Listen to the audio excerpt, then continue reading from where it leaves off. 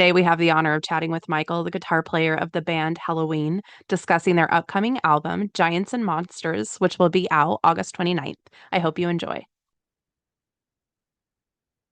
Oh, good day. Hello, how are you? Mika, here we are. I'm fine. On a balcony in Berlin. It Nice looks, evening sun, you see? yes, it looks beautiful. Yeah, sun's probably setting because you're what, set almost 8 o'clock there? Yeah, but it's like the Oh, early evening, still sunny. It was a hot day. Very mm, nice. yes, Nice. yes, yes. It's morning here and it's not quite gotten to the heat of the day yet. So it's nice here too, but I got the heat coming where you got it going. Yeah, we had like 38 in the sun last, like afternoon or so. Taxi driver told me. 38 Mm, degrees Celsius, right? yeah, right, right. Yeah, the States is the ones that does everything backwards. Can't put that into Fahrenheit, but I suppose it must have been some around 84 or something or whatever. Yeah. Speaking of 84, we're over 40 years of you guys playing. Does it just seem surreal for you to be doing this as long as you've been doing it? Yeah, you did a nice twist there with 84. Yeah, but as it is, I mean, you're always in that time continuum, right, where you are, and I can tell whether it was like 2000, 2010, 2015. That doesn't give or tell me anything what it was at that time or what band was famous. Maybe news, right? But that's about it. I can't remember the heck what happened in that time. Now we have 2025, and I'm here. I'm not feeling so bad. So, I mean, that's all right. No, and you guys are still just tearing it up. You're still got high energy shows and you got three vocalists now. I mean, you've come full circle a few different times throughout the Yeah, years. there's even a fourth if you consider that Sasha in the early True. 80s, he had like a progressive band and he was the singer. He didn't even play guitar or any instrument there. He was the singer. So that's even four singers. That's never being mentioned, but who cares? Yeah. Well, I mean, all together on this album, you have three of them that have all come and collaborated together, which is really cool. I'm sure a lot of people are going to be That's stoked to true. know, yeah, That's that true. Kai's going to be on this. So just out of curiosity, you guys have a tour coming up, and then from what I hear, hopefully potentially coming to the States next year. Is Kai going to be going with you then, since he's doing some songs on this one? Yeah, we're keeping the united lineup. Awesome. It's the seven guys. Yeah, yeah, sure. That's I exciting. mean, if he's doing side projects or whatever, it's his Gamma Ray or Hanson and Friends or whatever, but that goes independently from what we are doing. When we are doing stuff, he also has to be around and ready. Yes. Yes, yes, that's exciting. So Giants and Monsters comes out a couple weeks from today. It's a fantastic album. There's a few I wanted to talk about.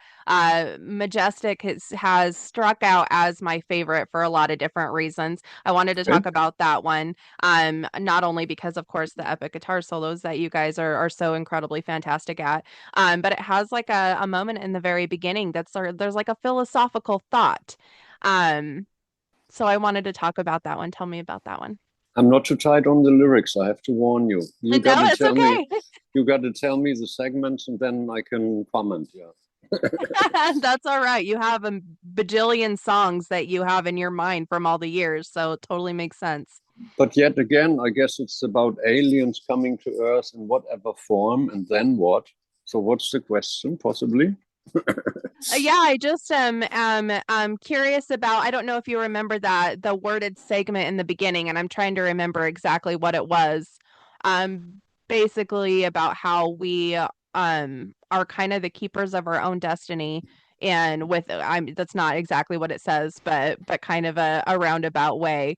Is that something that I mean, it's something you guys kind of live by. You guys have always done what you want to do. You've gone through a lot of different changes throughout the years. You've come back to the power metal, which you guys are the godfathers of. You guys are pretty much the creators of. But you've done whatever you wanted in between, and I love that about you guys because it's a very raw and sincere part of who the band is. We're going to do what Yeah, we want, and I yeah. think that that's important. It's just been sincere, right, and not following Yes. any unwritten rules of what you have to be. Like, if you're a man, if you're a guy, you got to act so macho. You got to always be right. You got to patronize people around you.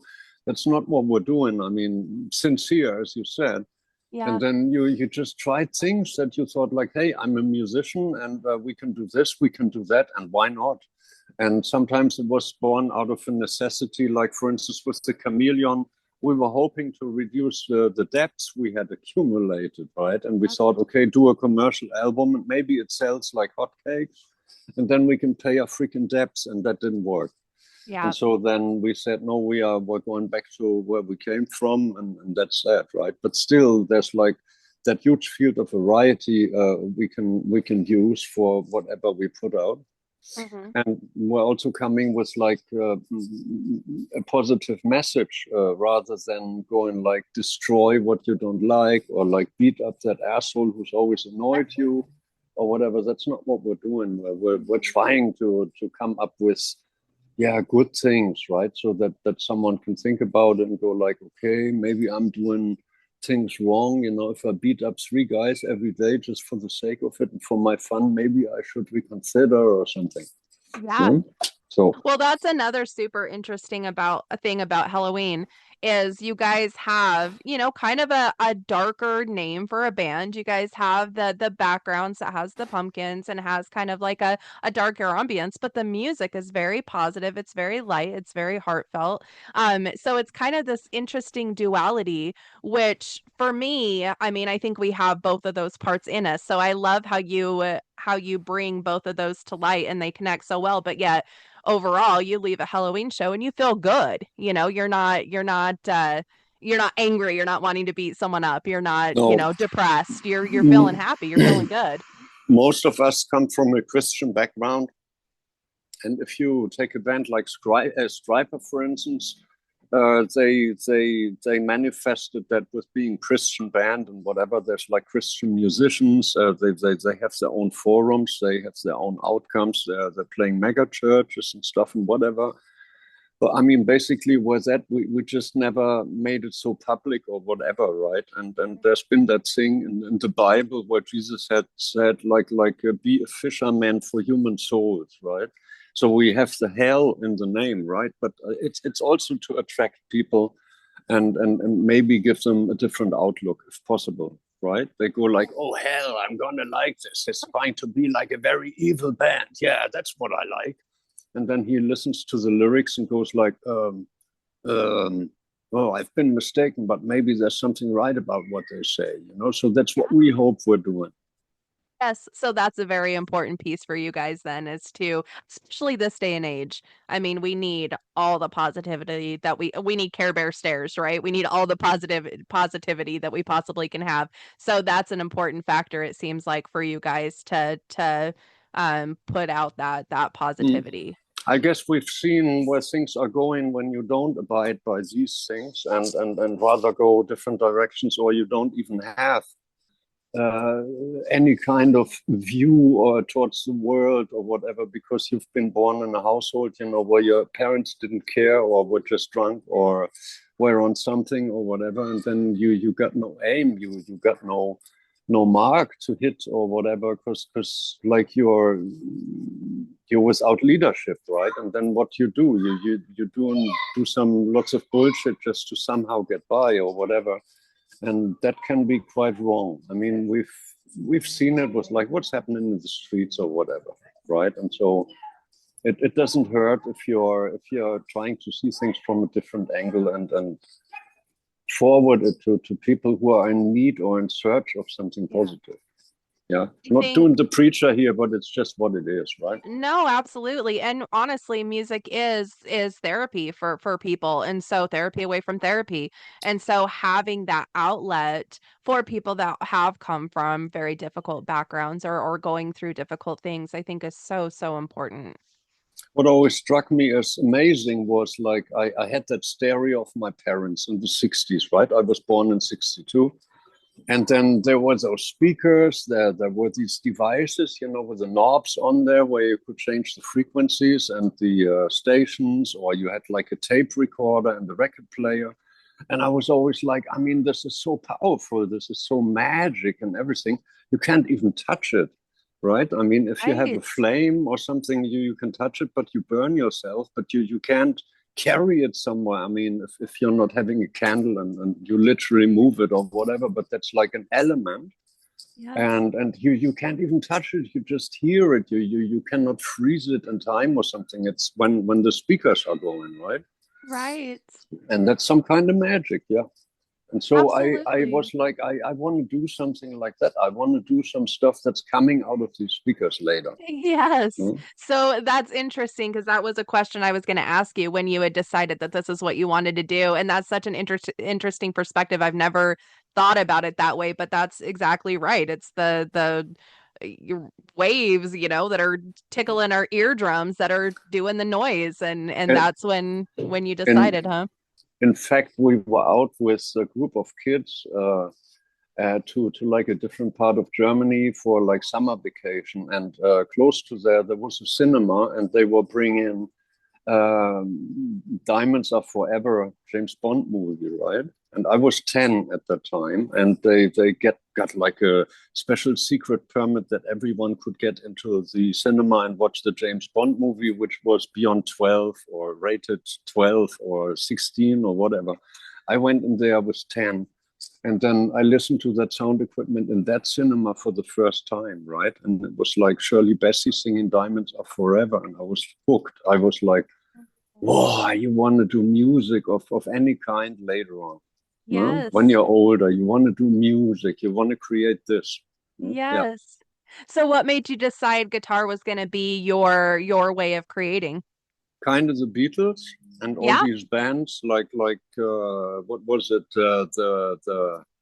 The Kings, like with their distorted guitars, you really got me. And the Mm-hmm. Beatles got their distorted guitars. I thought that was amazing. Not just guitar, blang, blang, blang, blang. No, Right. going like, right, the Who and stuff. And yeah, the Beatles albums that I got regularly when I had some pocket money or whatever, I would go and get more Beatles records and get to know them. And that sound they created, right, and everything, Yes. and obviously also because you could carry it, you can take like a strap, you can take the guitar around you, you can walk around with it, play something. There was a guy at the campfire where all the girls they were like, he can play, but he couldn't fucking sing. He was like blang blang, and then he was like, but still all the women went for him. I thought, that's kind of a good job description, right? I couldn't play guitar yet, so I was the loser. But he could play the guitar, and I was like, maybe get a guitar, right? Yeah, it's like portable and whatever. Keyboards was nothing for me. If I do like separate things on the left hand, dum dum dum da dum, and up there on the other, I get a headache.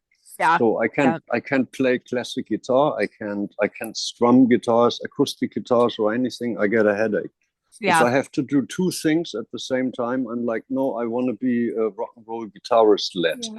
right? Yeah. Small little rock and roll guitarist. A small little, yeah.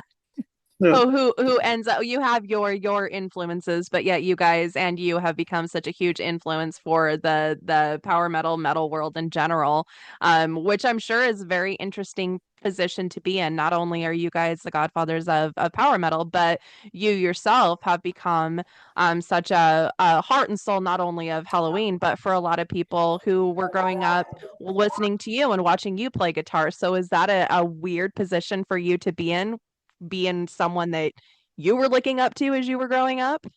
Yeah, it's just that, we're not half as bad as we could appear or whatever. I mean, we're just the guys and we're playing some music, and that's not even as extreme. I mean, call it power metal, yeah, power metal. I mean, there were power pop bands like the Raspberries or whatever. They had Yeah. their distorted guitars and beautiful singer and beautiful melodies, and that's why it was called power, right? And power metal is because it has melody. And so Mm-hmm. we're not even half bad. I mean, we're a pretty good band. with pretty good songs, and Yeah. and that's all there is to it. It's all rock and roll if you like it. You know? Hmm. You can Yeah, always get what you want on that field, at least. absolutely. Quick side question, because you had talked about the Beatles quite a bit. Do you have a favorite Beatles song? Hmm. No, it's got to be a few. No, Yeah. it's got to be a few. It's never possible if I put on the Abbey Road or whatever. If someone is like asking me what's like the most important Beatles album, it's so hard. Yeah. But I would usually go take the Abbey Road and then wait for the moments where you got to cry or where you get like goosebumps or something and you wonder what that is. Listen to it on vinyl Yeah. and the tube stereo, and then you know what it's all about. No, and let's talk about after what else maybe the long and winding road and stuff. Hmm. No, and Yeah. and whatever. But it's not just that. I mean, you gotta know like the full catalog, and there's always Yeah. something amazing in there. You can't limit it to just one record. That's difficult. It's funny when people say that they're not Beatles fans. I always say, well, you're not listening right then, because there is something for everybody, because they do such diverse music that I think a lot of people don't. I mean, the White Album itself was so off the wall and bizarre. But But some then, people just don't sense it, they don't feel it, they don't get it, and yeah. it's like, yeah, I always thought Beatles were overrated. I'm always like, Rolling Stones, yeah. All right, fine for you, right? Hmm. Sorry for you, but Right. whatever. And I mean, you don't have to be militant about it. It's just some people just don't have the sense. Yeah. I'm I for one, I've been one when the Paul McCartney he had this like, and there were music and beautiful roses. Whenever he did something like that, I would push like the tone receiver, the diamond, into the record so it would scratch it, right? And next time I would play it, it would go like, and I was so proud because I destroyed that beautiful moment because I just couldn't have it, right? Because I was like, nah, that's fucking weak, that's cheesy, that's bullshit, that's crap. But all the other stuff I liked, And then Yeah. later on, when I matured a little bit, well, I had to buy all them records again because I didn't want to have the scratches on it, right? Because you had to It's like I destroy the was I part. was so cool, It's Yeah. not cool to sing like this. You got to destroy it, like scratch it. No, yeah, that's a little bit infantile. You were meddling the Beatles before the metal came out with the scratches and everything. Yeah. No, it was Helter Skelter. I mean, that was like Mm, pretty extreme, right? And and yeah. and, and then you go like, what amps did they play? What guitars did they play? What effects did they have? What kind of booster was it that made this sound, right? And yeah, now we know. Yeah, Now we know. right. Should I tell what it was? Oh yeah, yes. Educate us all. Well, and in fact, on the last demos for the Giants and Monsters for the two tracks I'm responsible for, I in fact used like a Fender Princeton digital amp, modeling amp, and I gave it some boost, and then I used like a Telecaster guitar, like a replica from 51, 54 or whatever, but it's a replica, no? So it's not the original, but it just sounds like an old thing like that. And freaking played the demos with it, and it sounded so much like what I wanted to hear. And even on the album now, you have a different amp, but at least the guitars I played were a Telecaster, that old one. Yeah. That's cool. Mm. Yeah, because usually you play a V. It's a Gibson V, right? I feel like it's a Yeah, Gibson. yeah, Les Paul, any of Yeah, that. yeah. But the trick was to go out with a Telecaster. I mean, most hits from Motown or from Nashville or whatever have been recorded with the Fender Deluxe and the Yeah, Telecaster. yeah. Because the studio guitarist who happens to be the player on most of all these tracks of, I don't know, 80, 120, 450 tracks, well, he played there with his Princeton Fender amp, right? And he had it modified so it would give out like lots of distortion even on two. And yeah, that's where it all comes from. That's that guy. Cool. The first electric guitar I ever bought was a Telecaster. It was the first available one, so all the blues musicians or whatever Yeah, who were not really, who were a little limited on the financial side, they would go and get a Telecaster. It was like right. the cheapest one you could get. Mm-hmm. Reliable, sounding good. Yeah. Yeah. Yeah. It's still one of my favorites. Still one of my favorites. It's Um, it's it's it's come to be one of my favorites. I always disregarded. I always thought like they were ugly and what you want with it until you get to hear the people who actually use it, put it to use like in a professional manner, and then you go like, oh, I didn't know this. now I Yeah. get it. Yeah. Nothing against Gibson guitars though. No, for sure. You had mentioned part of what you love about the Beatles is those emotional parts that make you feel like you're going to cry. I had a very interesting moment with Giants and Monsters today. Savior of the World started making me tear up, and I had listened to it probably 5 or 6 times already, but that one really got me today. The chorus is such a beautiful message and such a beautiful chorus. Um, Tell me about that one if you remember. I played it to friends. The finished demo, I played it to friends, and there were like two women. It was like two couples I know, and they would start to cry towards the end. Yeah, Yeah, I never had interesting. that yet. Yeah, I Yeah. did not expect it. I it kind of caught me by surprise because I didn't feel it coming on, and I was like, "Why am I getting emotional?" And then I like started really paying attention, and I was like, "Oh, interesting. Hmm. Yeah, it's Yeah. a beautiful So song." mission achieved, right? I mean, that's Yeah, that's how I want to write my stuff. And if it doesn't give me goosebumps myself, and if I don't have to cry myself, then something's missing. yeah, absolutely. Did So I in say that missing? I meant missing. right, right. Visiting. In that same topic, it's really important, especially for you guys when you're on tour, because you do long tours, to make sure that you're practicing self-care, taking care of yourself, finding balance in life. How do you do that when you're on tour? What are some things you do to protect yourself and keep your mental health safe? Well, none of the things you would expect. I mean, it's like there's a plethora of people who will tell you exactly what kind of food supply you have to have or whatever you get to think of this and that. I don't even know the terms. I've got no clue. I mean, maybe I'm a miracle or something. I wake up and something is awry with my neck. It goes away in 15 minutes or something. So I can't give you any hints there. Sorry. It's just, I mean, it helps not to accumulate too much fat, right? I mean, if you have a steak, you don't really have to eat all that fat that's at the edge, Right. right? I would guess. I mean, until told otherwise or whatever, but I think that's not good. You could eat 2 or 3 eggs a day because it was found out that, in fact, the eggs are very healthy, and we've been told for decades it's like very unhealthy, like cholesterol and whatever, but cholesterol happens to be very good against cancer and other things, Yes. right? They found out this recently. I wonder why. Yeah. And things, right? But I mean, don't overdo things. Keep your body at like a parity of sweet and sour and basic, right? I mean, you go too much basic, well, you go ill. You go too much sour, well, you go ill, right? Right. Right. Don't drink 2 bottles of Jack Daniels, maybe just 2 glasses or so, Right. Yeah. which that is a lot, right? Yeah. If you Moderation. survive it, be happy, right? No, Yeah. I'm not a specialist in those fields. Can tell you also about mental. You got to keep your brain in order a little bit, no? Like keep it straight, obviously. Well, music I And think helps with that too.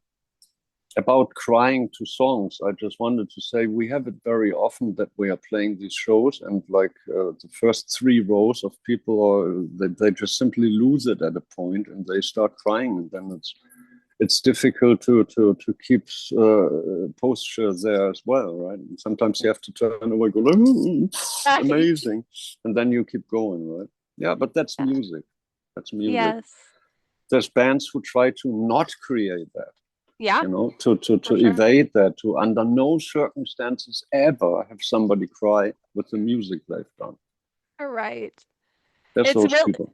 well, it's cool though. It is a shared energy, so I can see how seeing that while you're on stage would create that emotional feeling as well. Because not only is it I'm sure very, very touching, but also it's just that shared energy of where you're it just I can only imagine what it must mean as a creator as it does to the fans. When I was young, I was kind of uncool and I had near to none empathy for things or people or whatever. And that changed now when everybody's happy, when Yeah. everybody's so happy, I get touched by that. Meanwhile, Yeah. because I try to root it out of my system for so long. I try to be like always the hard and cool guy and whatever. Mhm. That's just not right. Yeah. Yeah. With age comes wisdom, right? Maybe One that more doesn't quick, mean, yeah, yeah. cool. One more quick question because I don't want to take too much of your time. I'm sure you got lots of interviews today. What would you say as far as either decade or era of Halloween was the most exciting, and which one would you say was like the most painful but came a lot of growth? Well, I wouldn't spend time on the latter point, but it was the most exciting when we did the first few recordings here in Berlin in the studio. It was so exciting. We didn't know what was happening. Then we had those recordings on cassette tapes. Uh, And in the night, we had to share a room, like the Kayans and me, we had to share a room. And it's like, did you hear that? Did you hear that? What he recorded? Oh man. And then we had like 4 tracks, and we had 6 tracks, we had 8 tracks, and we're like, hey man, I mean, we're gonna be finished soon. I mean, is it amazing or what? That's us. You hear the sound, that's us. Incredible. Oh, And yeah, so it went on eventually. Or when we came to Japan and we had like the in '87, we had like the airport crowded by hundreds of fans. They wanted to give wow. us some gifts or something cute or a doll or whatever. Like a Oh, Halloween doll they made up like of everyone, right? oh my gosh. And stuff. And we came to the train stations, and it was full, right? We were afraid that people would fall off onto the railroad tracks or something, because it was teeming, and we were going into some glass cube whatever where you would usually smoke or whatever, so people were behaving a little more calm, or so they were out of their minds. And we Mm. had to catch the train, right? The train was about to enter the station, and then we would go in and go to the next town. But they were all there, hundreds of them, right? Wow. That was incredible. You guys Yeah, became the Beatles to them. I mean, that's how the crowd was reacting to the Beatles back in the day. So, and that's where your guys' Tokyo song on this album came as your kind of that thank you too. to them. Yeah, it's Darius remembering his time with the Pink Cream 69 going there, Oh, and the reception they got, and that's so cool. fine, fine. Those are the things, and I don't really want to dwell on what's been bad or whatever. It's Mhm. it's going to destroy the line of talk that we had here in this presentation today. Course. Yeah, absolutely. Absolutely. Well, thank you so, so much for taking the time with me. I love this album. I think it's incredible. I'm really excited for everybody else to hear what you guys are doing. You guys are just continually being so incredible, and thank you for being a light in the dark of Yeah, the world. thank you for your support. One more thing, the Under the Moonlight you maybe haven't heard yet so many Oh no, I often have times. heard. All Yes. right. I always thought of it like the missing track on Rainbows Down to Earth. If, for instance, the Graham Bonnet would have sung it and Cozy Powell would have played it. I mean, try Oh, to imagine that. that. Hmm? I'm gonna do that the next time I listen to it, which will All be right. right after we get off here because Okay. it's such a great album. Yeah, just a little hint. I love it. Thank you. Have a wonderful rest of your evening, and hopefully I'll be able to talk to you in the future again. Hmm. You have a very nice day ahead of you. Thank you. I appreciate it. Bye. Bye bye.